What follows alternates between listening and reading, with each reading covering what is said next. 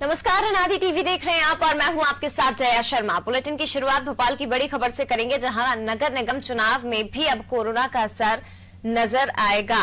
पंचायत चुनाव में 10,000 बूथ बढ़ने की संभावना है, क्योंकि नगर निगम चुनाव में भी कोरोना का असर दिखाई देगा और प्रदेश में 22,000 मतदान केंद्र बनाए जाएंगे।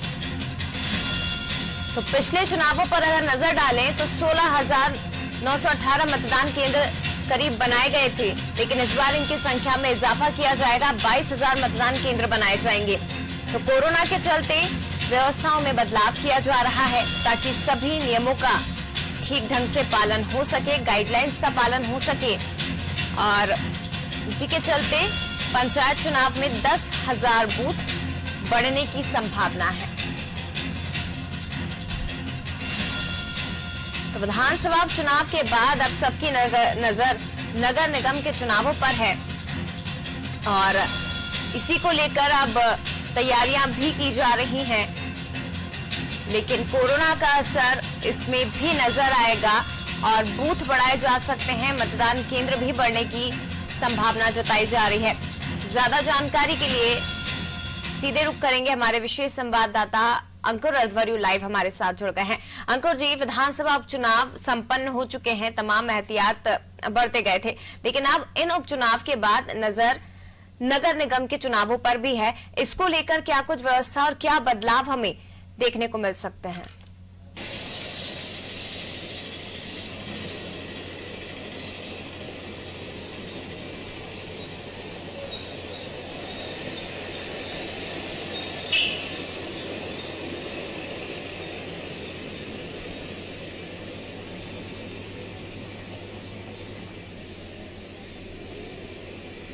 अंकुर जी, आवाज आ रही है आपको?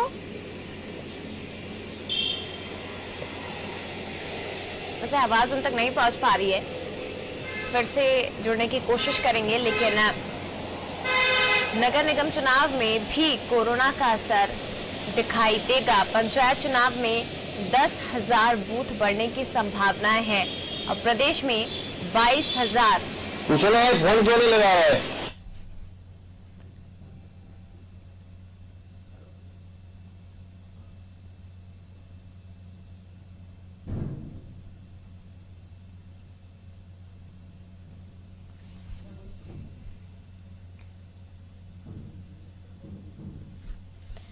तो भोपाल से खबर आपको बता रहे हैं, जहां प्रदेश में 22,000 मतदान केंद्र होंगे और पिछले बार की अपेक्षा इस बार मतदान केंद्रों में बढ़ोतरी की जाएगी। आपको बता दें 16,918 मतदान केंद्र पिछले नगर निगम चुनाव में बनाए गए थे, लेकिन इस बार इनकी संख्या में इजाफा होगा। 22,000 मतदान केंद्र लगभग बनाए जाएंगे। कोरोना के चलते व्यवस्थाओं में बदलाव किया जाएगा, ताकि सभी नियमों का ठीक ढंग से पालन हो सके।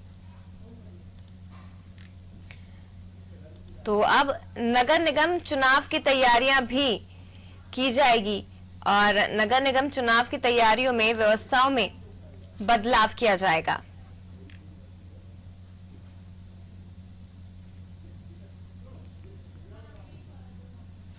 तो ये बड़ी खबर भोपाल से इस वक्त आपको बता रहे हैं, जहां नगर निगम चुनाव में भी कोरोना का असर नजर आएगा। ज्यादा जानकारी के लिए सीधे रुख करेंगे, विशेष संवाददाता अंकुर अध्वर्यु हमारे साथ जुड़ गए हैं। अंकुर जी, विधानसभा चुनाव और अंकुर जी, विधानसभा चुनाव के बाद अब सबकी नजर नगर निगम चुनाव पर टिकी हुई है। इस बार किस तरह की व्यवस्थाओं में बदलाव हमें दिखाई दे सकता है?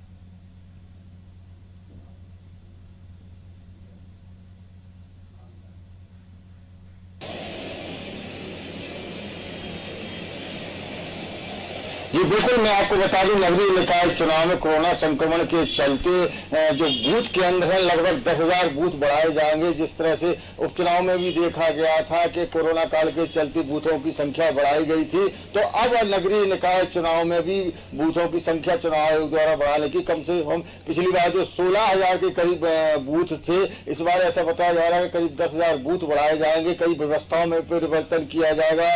जिन ग्रामीण क्षेत्रों में या नगरीय निकायों में हैं जहां पर बूथों की संख्या कम थी, तो अब उनको कह सकते हैं मतदाताओं को बांट दिया जाएगा। जहां जैसे 1000 बूथ पे 1000 मतदाताओं पर जैसे एक बूथ होता तो वहां 2 बूथ बनाए जाएंगे। इस तरह से करीब 10,000 बूथ बढ़ाने की व्यवस्था चुनाव आयोग द्वारा की गई है। इसके लिए सभी जिले के जिला निर्वाचन अधिकारी हैं, उनको निर्देशित कर दिया गया है। अंकुर जी, ये भी समझना चाहेंगे क्योंकि निर्देश जारी कर दिए गए हैं, लेकिन तैयारियां किस स्तर पर अब नगर निगम चुनाव की जा रही हैं, ये भी बताइए, क्योंकि तारीखों का ऐलान अभी तक हुआ नहीं है नगर निगम के, तो क्या उस संबंध में कोई जानकारी मिल पाई है?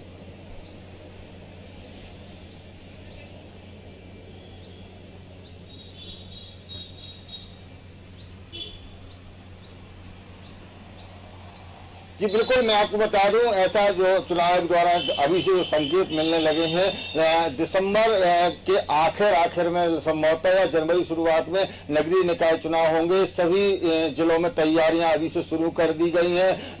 ऐसा बताया जा रहा है कि जो मतदाता सूची है उसका प्रकाशन भी लगभग 22 दिसंबर को हो जाएगा और उसके बाद जनवरी में संभवतः नगरीय निकाय चुनाव होंगे। उसके लिए पूरी तैयारियां चुनाव आयोग द्वारा की गई है। सभी जिले के जिला निर्वाचन अधिकारियों को भी निर्देशित किया गया है। कई सारी ट्रेनिंग शुरू हो गई है, जो चुनाव में लगते हैं कर्मचारी, उनकी ट्रेनिंग भी शुरू हो गई है। और निश्चित तौर पर कहेंगे कि अब नगरीय निकाय चुनाव के लिए जहां चुनाव आयोग तैयार है, तो राजनीतिक दलों के द्वारा भी अब उपचुनाव के बाद नगरीय निकाय चुनाव की तैयारियां शुरू कर दी गई। लेकिन जब तक कह सकते हैं उपचुनाव के नतीजे आएंगे, उसके बाद किसकी सरकार रहती है, भाजपा की सरकार बरकरार रहती है, कांग्रेस की रहती है, उसके बाद आगे और तेजी इसमें चुनाव में आएगी। तभी राजनीतिक दल जो होते हैं वो अपनी तैयारियां उस हिसाब से आगे की करेंगे। बिल्कुल, पहले विधानसभा की जो स्थिति है वो जब स्पष्ट होगी तो उसके बाद नगरीय निकाय चुनाव में तमाम राजनीतिक पार्टियां जुटेंगी। अंकुर जी, क्योंकि कोरोना का असर हमें निकाय चुनाव में भी नजर आएगा, तो क्या निर्वाचन आयोग द्वारा जो व्यवस्था पहले की गई थी, सैनिटाइजर की, हैंड ग्लव्स की, जो तमाम खर्चे हैं वो प्रत्याशियों के ही खर्च में जोड़े गए थे? विधानसभा चुनाव में हमने ये तस्वीरें देखी थी। क्या निकाय चुनाव में भी इसी तरह की व्यवस्था चुनाव आयोग द्वारा की जाएगी या कुछ और व्यवस्था बदलाव?